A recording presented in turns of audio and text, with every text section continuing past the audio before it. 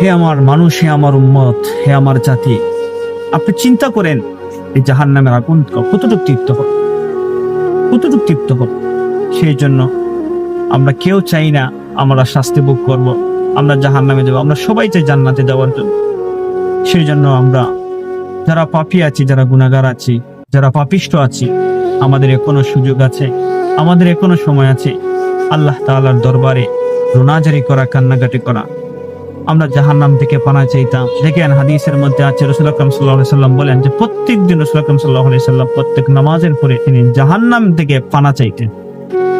জাহান্নাম থেকে পানা চাইতেন, যে রসুলের আগে পিছনে কোনো গুনাহ নেই, ওই রসুলই প্রত্যেকদিন জাহান্নামের আগুন থেকে, জাহান্নাম থেকে বাঁচার জন্য আল্লাহ রাব্বুল আলামিনের কাছে তিনি আহাজারি করতেন, রোনাজারি করতেন, চাইতেন। তো আমরা তো পাপিষ্ট, আমরা তো গুনাহগার, নাফরমান বান্দা, আমরা কেন চাই না এই জাহান্নাম থেকে বাঁচতে, এই জাহান্নাম থেকে